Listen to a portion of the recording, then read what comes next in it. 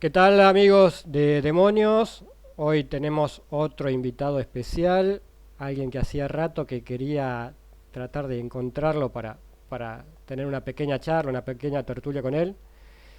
Es Jorge Luis Zuxdorf, que tal vez a algunos no les suena el nombre y a otros enseguida lo van a relacionar con aquella famosa serie de History Channel, Contacto Extraterrestre, ya que él fue el productor y tengo entendido también el director, pero eso ahora me lo va a aclarar él, que la primera temporada se emitió allá por el 2012. Jorge, primero, muchísimas gracias por tu presencia en el canal, gracias por tu tiempo, por tu buena predisposición. Y como le pregunto generalmente a los invitados, como primera pregunta, como disparador de esta tertulia es, ¿quién es Jorge Luis Zuckdorf? Hola Carlos, ¿cómo estás? Gracias primero por la introducción. ¿Quién es Jorge Luis Zuckdorf? Qué pregunta, es algo que todos los días trato de ir conociendo un poquito, a veces funciona mejor, a veces funciona peor. Eh, ¿Qué soy? Te puedo decir en principio. Yo soy periodista, soy productor de televisión y soy guionista. Trabajo sobre todo en documentales, trabajo por lo general mucho, me interesa mucho el contenido de lo que hago y trabajo mucho desde el contenido.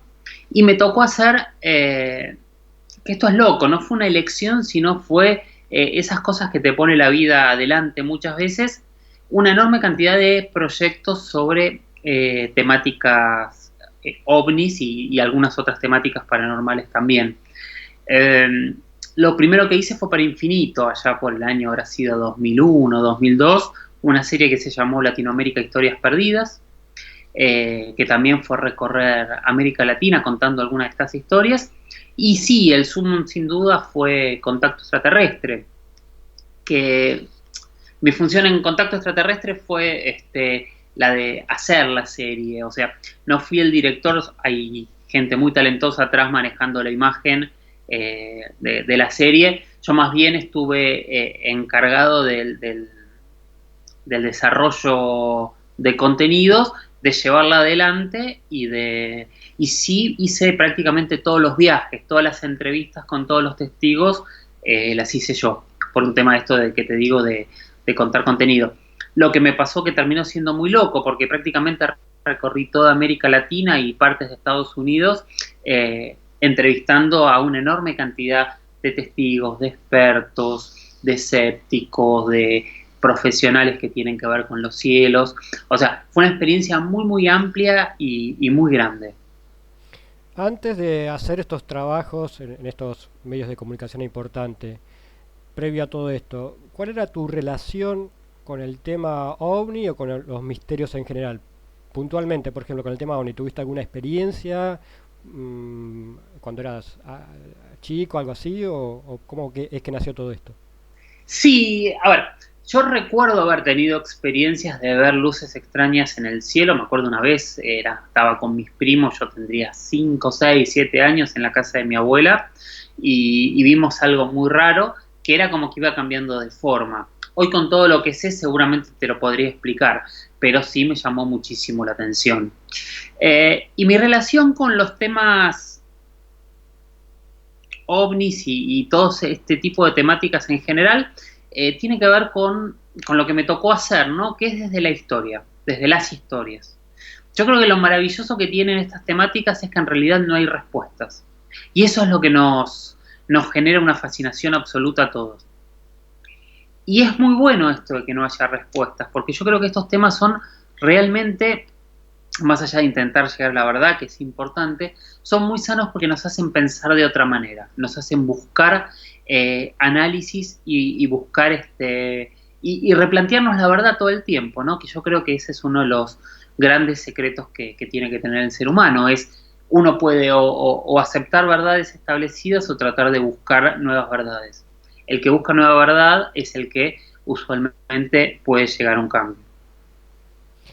Vos decías recién que recorriste prácticamente toda Latinoamérica y parte de Estados Unidos, recopilando historias y de todo tipo, me imagino. Eh, si vamos a empezar a desarrollar un poquito de eso, si te pido así de entrada, ¿cuál es la primera historia que se te viene a la mente, la primera historia que te llamó la atención, aquello que dijiste, wow, ¿cuál fue? Yo te diría que son tres. Como historia, sin duda es el lugar que más me impactó en todo sentido, por lo que es el lugar, el entorno y por qué es la historia en sí, es Isla Colares en Brasil. En medio del Amazonas, un caso de 1977, 78, ahora no tengo exactamente la fecha en la cabeza. La resumo en poquitas palabras, una isla de pescadores que estará a algunos pocos kilómetros de la ciudad de Belén do Pará, que empezaron a aparecer luces en el cielo que paralizaban a la gente, bajaba una luz más pequeña y los quemaba. Pasó una vez, pasó dos, pasó tres, pasó muchísimas veces, la gente se empezó a asustar, hubo un caso con una muerte o dos, y la gente se fue de la isla, o sea, se quedó nada más que el 30% de la población. Poco tiempo después llegó el ejército, empezó a hacer una investigación, al poco tiempo, después de hacer esa investigación, levantan todo y se van. Algunos años después, una de las personas que estuvo a cargo de la investigación dijo que él había visto las naves, que había visto los seres, y creo que 15 días después se suicida. Y es uno de los casos que Brasil ya en parte ha desclasificado. ¿Qué es lo que me impresionó de esta historia? Primero, la cantidad de pruebas que hay. Estuve en el lugar, estuve con los isleños quemados que todavía tienen cicatrices, estuve con la médica que los curaba en el hospital, estuve con la hija del general en donde una vez por semana se juntaban a ver los videos que grababan. Una multiplicidad de testigos y una multiplicidad de elementos que dejan un caso con muchas preguntas. Y después también, ¿no? Obviamente el entorno, estar en una isla en medio del Amazonas, en medio de ese río increíble y todo, es como que todo también es maravilloso. La segunda también es en Brasil, que es en el centro del país, en Varginha, un caso que pasó en el 97, que también es un caso lleno de testigos y lleno de contradicciones porque incluso uno de los ufólogos primero empezó defendiendo la historia y después un día, nadie sabe por qué, dijo que era todo mentira. El caso son tres niñas que están caminando por la calle un domingo y encuentran algo que está tirado en un terreno baldío. Se acercan pensando que es una persona y encuentran un ser gris, hay una descripción que de hecho hay muchos dibujos bastante asombrosa. Se arma una paranoia terrible en el pueblo, la gente empieza a ver cosas, empiezan a correr. Otra vez llega el ejército, entran camiones de una base militar que está al lado de Varginha, en la ciudad de Tres Corazones, que como dato de color es donde nació Pelé. Y llegan, lo que cuentan los relatos, aquí sí hay menos pruebas en esto, es que los camiones levantaron dos seres y se los llevaron. Hay un oficial joven, un suboficial, que ese mismo día más tarde está andando con su auto y se cruza con un tercer ser. Se baja del auto, lo agarra con las manos, lo atrapa y lo lleva a la base. Pocas horas después se empieza a sentir mal, lo terminan internando y a los 3 días se muere. Yo entrevisté a dos personas. Entrevisté a una de las chicas, de estas 3 chicas que estuvo con los seres, y después entrevisté al médico, donde me dijo que él vio en esta persona un caso que nunca había visto en su vida, porque había llegado sin ningún tipo de defensa, era como si todas las defensas le hubiesen desaparecido de golpe, y lo único que le dijo antes de morirse que él había agarrado al ser y lo había subido al camión, con las manos. Volvés a lo mismo, ¿qué necesidad hay de mentir en una cuestión así y que tus últimas palabras sean esto? O sea, son dos casos que para mí son realmente muy fuertes. Y lo tercero fue en México, que el caso para mí fue fuerte porque lo terminé grabando yo. Hicimos una vigilia de toda una noche en el volcán Popocatépetl, que es el volcán que está entre México y Puebla, más o menos a 100 kilómetros de Ciudad de México, que es un volcán activo, que es un volcán que el día que haga erupción podría destruir la Ciudad de México en unas horas. Y por eso, porque es un volcán peligroso, tiene cámaras grabándolo todo el tiempo. Y ahí aparecen objetos constantemente. Bueno, con un equipo de amigos mexicanos subimos a la cima del volcán y nos quedamos toda la noche grabando. No pasó nada. O sea, frío, son 4.000 metros de altura. Lo único extraño que pasó en la noche es que de golpe las 3 botellas de alcohol que teníamos nos dimos vuelta y ya no estaban más. Pero yo tenía que hacer un programa de televisión, entonces a la mañana empiezo a reunir a todo el equipo de los vigilantes del cielo y les empiezo a hacer entrevistas para por lo menos contar lo que había pasado durante la noche, cómo se había hecho la vigilia, qué tipo de tecnología habían usado, contar la anécdota, ¿no? Y estoy haciendo la última entrevista y escucho gente que empieza a gritar. Entonces me enojo, les digo, silencio que estoy grabando. Y el entrevistado, que hoy es un amigo que se llama Salim Cigales, me dice, dicen que hay un volcán en el Popo. Que hay un ovni en el Popo. ¿Dónde? Digo. Allá dicen. Y escucho a mi asistente de producción atrás diciendo, ahí está, es enorme, es increíble. El camarógrafo grita, no lo puedo creer. Yo no vi nada. Digo, ¿dónde? ¿Dónde? Y me marcan dónde está. Entonces le digo, si está ahí donde ustedes dijeron, está en cámara. Cortamos la grabación, rebobinamos y realmente hay una luz que pasa así y se mete atrás del volcán. Empezamos a analizarla con diferentes expertos, a ver si podía ser un avión, si podía ser algún satélite, chatarra espacial, buscamos algún reflejo óptico y la verdad es que llegamos a la conclusión más grande que yo creo desde mi punto de vista periodístico que puedo llegar en un caso así, es a que descartamos todas las opciones lógicas de qué podía ser. Uh-huh. Esos son como los 3 grandes casos que yo te podría decir, pero después, la verdad que me he encontrado con cientos de casos muy interesantes y también lo que me pasó después de entrevistar tantos testigos tan distintos en lugares tan diferentes es que empecé a descubrir ciertos patrones que a mí me dicen que hay algo. Que por ahí son cosas que no querría decirlas porque a mí me sirven, pero son detalles que para la gente por ahí son totalmente insignificantes y que te lo dicen en la tercera, cuarta repregunta. Pero empiezan a aparecer cosas como dolores determinados o sonidos determinados o dolores en ciertas partes del cuerpo determinados y empezás a encontrar un patrón en diferentes lados que no tienen que ver con la contaminación cultural, o sea, no es algo que lo vieron en internet porque no tienen ni idea de lo que estoy hablando. Y ahí empiezo a ver que hay cosas realmente que realmente no tienen ningún tipo de explicación. Yo también, dentro de mi postura y de la postura que tuvieron siempre los documentales, yo no quiero hablar nunca de que son naves extraterrestres, por ejemplo. O sea, mi planteo es tratar de encontrar una explicación y cuando no tiene explicación lo dejo a criterio del espectador. Uh-huh. Ahora, bueno, a partir de lo que vos estás diciendo, me surgen, como ocurre muchas veces en otras tertulias, varios disparadores, va a salir por varios lugares. Voy a retroceder un poquito. Los 2 casos de Brasil que mencionaste, el primero, por ahí se lo conoce, muchos lo van a conocer como el caso Chupa Chupa o algo así. Sí. Claro. Y el otro, bueno, el caso Varguiña, que es como una especie de Roswell brasilero. Lo que quiero destacar es que vos estuviste en el lugar de los hechos, en todos los casos, con los testigos originales, digamos, o sea, muchos de nosotros escuchamos hablar de ese caso e inclusive opinamos sobre esos casos, pero sin haber estado en el lugar y sin hablar con los testigos directamente. Vos estuviste en el lugar y estuviste con los testigos. Esos casos que son muy delicados, principalmente el de Varguiña, bueno, los 2 son delicados, pero el de Varguiña se suma el hecho de que supuestamente se capturó 1 o más seres y demás. 3 seres, dicen. 3 seres.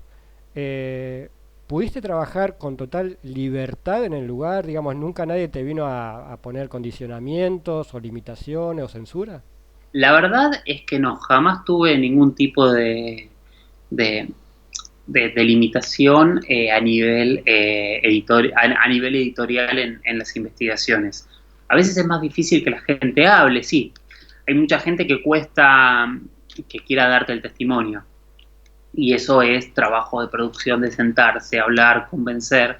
Porque aparte usualmente el que no quiere hablar es el que a mí más me interesa, porque es el que seguramente tiene más verdad. O sea, porque a veces también en muchas de estas temáticas, donde a veces es difícil comprobar las cosas, uno se puede sentar con alguien que solo tiene ganas de aparecer en la cámara. El que no quiere aparecer en cámara, para mí es el desafío más grande siempre, ¿no? Porque esa es la persona que más me interesa escuchar.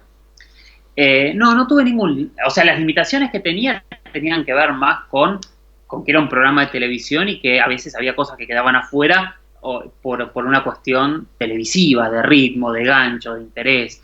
Pero desde el punto de vista de decir, esto no podés hablar, nunca me pasó. De hecho, en muchos lados tuve mucho apoyo oficial, en otros menos. Sí hay cosas, por ejemplo, yo sé que hay videos del caso de Isla Polares porque tuve con testigos que los vieron y sé que esos videos no están desclasificados en ningún lado y eran oficiales, o sea, los videos existen. O sea, sí hay elementos que se entiende que están guardados. Pero la verdad es que no tuve limitación desde ningún punto de vista. Sí, gente que, yo digo que milita desde el escepticismo muchas veces, a veces enriqueciendo las temáticas, o sea, porque buscando explicaciones a cosas que tienen que tenerlas, y a veces termina siendo un fanatismo de negar por negar. Existen esas dos cosas en todos los casos que he encontrado. A nivel oficial, para terminar con estos dos casos brasileros, ¿tuviste contacto con gente de Fuerza Aérea o no sé, del gobierno brasilero? No, pero tampoco los buscamos. En estos casos no, en otros casos sí estuvimos con gente de Fuerza Aérea de Brasil, estuvimos con diferentes personas que en algún momento tuvieron cargos oficiales, pero no para estos casos. Pero por un tema de elección, acá es otra vez lo mismo. Para nosotros acá valían los testigos. En tu larga recorrida haciendo todas estas producciones, bueno, ya empezamos mencionando dos puntos claves que son Brasil y México, que la casuística de ambos países es muy rica. Mencionaste dos casos muy importantes de Brasil, un lugar muy importante de México que es el volcán Popocatépetl, o algo así, como se pronuncie. Popocatépetl. Y si te pido, bueno, decime algún lugar poco conocido que hayas visitado por por tu trabajo y que realmente te haya sorprendido. No sé, algún país o algún lugar, alguna ciudad, alguna región que vos decís, qué raro, no lo tenía pensado que acá pasaban estas cosas y te sorprendió. A ver, tendría que pensarlo bien. Te podría hacer primero un recorrido de memoria, seguramente me voy a olvidar alguno de los países en los cuales estuve haciendo este tipo de temáticas. Obviamente estuvo Argentina, Uruguay, Chile, Brasil, Colombia, México. Entrevisté gente de Ecuador en varias oportunidades, pero no estuve allí. Entrevisté gente de Paraguay. Ay, qué difícil. No sé si estuve grabando en Paraguay. Estuve grabando en Paraguay, pero me parece que para otro tipo de programas. Ahí se me empiezan a mezclar. Bueno, y sí, obviamente, hablando con diferentes lados. A mí lo que más me llama la atención y me gusta son esos lugares donde terminan generando una especie de turismo ovni. Me gusta mucho. Por ejemplo, el primer lugar que me encontré así fue Virginia, que llegás y en la plaza principal la estatua es de un extraterrestre, muchos edificios tienen forma de ovni, y me empezó a pasar en muchos lugares, y eso me llamó la atención y me pareció interesante, es hacer una especie de recordatorio de lo que allí sucedió, que también me pasó en Estados Unidos con toda la carretera extraterrestre, que es el camino al área 51 y demás. Y como lugares, hay un lugar en Colombia que fuimos a hacer varios casos y el descubrimiento de muchas luces, que es una ciudad muy colonial que se llama Villa de Leyva, que está en medio de las montañas, que de hecho se hace ahí también todos los años un festival astronómico porque dicen que tiene uno de los mejores cielos, donde me llamó mucho la atención y donde realmente vimos una enorme cantidad de testigos que veían cosas muy distintas todo el tiempo. Ese es un lugar que me llamó la atención y que la verdad que es interesante para ir a analizar qué es lo que ocurre. Pensándolo así en el aire, ¿no? Porque es muy difícil la pregunta. Y en cuanto a personas, porque bueno, vos estuviste en toda esta recorrida con muchos investigadores del tema, muchos son conocidos, con muchos testigos, pero alguna testigo, alguna persona que vos decís, wow, esta persona es alguien especial, digamos, alguien que por su testimonio, por lo que vio, o por su sabiduría, o por su visión del tema, te haya llamado la atención. ¿Recordás alguna en particular? A mí me impresiona mucho eh, los testimonios de los expertos, de los físicos, de los astrónomos, de, de, de los biólogos. Hay 2 o 3 entrevistas que a mí me generaron algo en la cabeza que me sorprendieron. Tengo muchas entrevistas hechas también a grandes expertos, a físicos, a biólogos, que lamentablemente nunca las pude usar y de hecho hay muchos que se han terminado enojando conmigo, pero eran conferencias que eran espectaculares y son espectaculares, pero eran tan complejas y tan largas que no se las podía recortar en 30 segundos para poner en un documental porque iban a terminar diciendo cualquier cosa. Me acuerdo, por ejemplo, la presidenta de la Asociación de Astrobiólogos de México. Con ella tuvimos una entrevista sumamente interesante, donde nos explicaba cómo es la búsqueda hoy de vida extraterrestre después del proyecto SETI y cómo se analiza cada elemento para buscar vida. Me interesó mucho todas las entrevistas que tienen que ver con esto, que empezaron también con un astrónomo colombiano, siguieron con un astrónomo también mexicano, con gente aquí en Argentina. ¿Qué es esto? Es cuando nosotros hablamos de vida extraterrestre hay un tema que para mí es fundamental y que es maravilloso, que es, para buscar vida extraterrestre primero tenemos que saber qué es la vida y qué es lo que estamos buscando. Y todo el intento de definición de qué es la vida, de dónde se podría haber dado la vida, de por qué se podría haber dado la vida, a mí en lo personal es lo que más me atrapa. Más allá de las historias, vuelvo a decirte, yo soy un coleccionista de historias, yo rescato historias. O sea, mis programas tratan de contar historias. Después las analizamos, tratamos de buscar la explicación o no, pero yo trato siempre de contar historias. Esos serían como los 2 grandes puntos que a mí me apasionan, más allá de hablarte de un caso determinado. Después estamos haciendo una recorrida un poco virtual de lugares que estuviste recorriendo, valga la redundancia. Otro país muy emblemático con respecto al tema OVNI es Estados Unidos.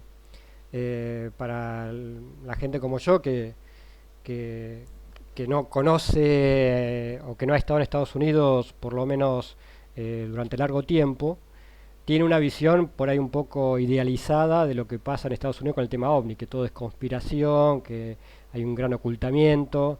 También es un poco lo que nos venden las series de televisión de allá y demás. Vos que estuviste en Estados Unidos hablando con testigos del tema, me imagino con investigadores del tema, que has recopilado varios casos de allá. Con respecto al tema OVNI, ¿cuál es la visión real que hay en Estados Unidos con respecto al tema OVNI? ¿Y qué hay de cierto en todo este tema de las conspiraciones, que es algo muy, muy usado, digamos, para hablar de aquel país? Las conspiraciones obviamente existen, ¿no? Nos vamos a correr un poco primero nos corremos un poco de la temática OVNI. Las conspiraciones claramente existen porque la Guerra Fría se basó en conspiraciones, o sea, tenemos 40 años, 50 años en la cual Estados Unidos y gran parte del mundo se basaban en generar secretos y mantenerlos. Entonces, claramente esas conspiraciones existen, no hay dudas. Y en el tema OVNI, ¿sabes yo dónde encontré la conspiración y me sorprendió? Siempre yo te voy a hablar de cosas concretas. O sea, qué sé yo, he entrevistado a diferentes teóricos, a diferentes especialistas, a diferentes personajes que todos conocemos que te hablan de que Estados Unidos tiene acuerdos con civilizaciones extraterrestres, otros que hablan de todo lo que es la retroingeniería y de todo lo que ocurrió después de Roswell, que son todas teorías sumamente interesantes que algún día se podrán comprobar o no, pero hoy no son más que eso, por lo menos para el común de la gente como nosotros. Pero ¿sabes dónde hay conspiración siempre? En las desclasificaciones. En el momento que hay una desclasificación de una investigación OVNI, significa que ese material estuvo oculto. ¿Por qué estuvo oculto? ¿Por qué el FBI tenía tantas páginas y páginas de investigaciones OVNIs? ¿Por qué hay tantos casos ocultos que se desclasificaron en España, en Francia, en Brasil, algunos aquí en Argentina, en Chile, en Perú, en tantos lados? ¿Por qué existe ese material que hoy hay una parte libre? Después podremos discutir si está todo libre o solo han liberado parte, pero que lo hayan ocultado y al presentarlo públicamente demuestra claramente que estuvo oculto, ahí sí tenés una conspiración, sin dudas. Qué sé yo, un caso que a mí me llamó mucho la atención, que también es, siempre te estoy hablando de casos hiper famosos, pero me parece que a veces son los más fuertes, que es el caso de la base de La Joya en Perú, que es el caso del piloto Santa María. 3 palabras, el caso del piloto Santa María es 1980, una base militar peruana, ven un globo al final de la pista, mandan a un piloto a que derribe el globo. ¿Por qué ellos pensaban que había un globo? Bueno, porque Perú en ese momento contaba con tecnología rusa aeroespacial y pensaban que era un globo espía americano. Bueno, Santa María estuvo volando intentando derribar al globo mientras el globo jugaba con él hasta que se quedó sin combustible y tuvo que bajar. Incluso le disparó y los obuses pasaban del otro lado como si nada. Ese caso estuvo oculto muchísimos años. Esto hablado con una de las personas que viene ahora a Victoria, que es Chamorro, el comandante creo que es Chamorro, que él me decía, nosotros tuvimos, y lo mismo me decía Santa María, nosotros tuvimos una orden de ocultar y callarnos de esto, y esto no existió, hasta que un día 10, 15, 20 años después nos dijeron, pueden hablar de esto. Volvemos a lo mismo, otro tema oculto, o sea, ahí otra vez hay una conspiración, hay un secreto que se guarda y no sabemos por qué.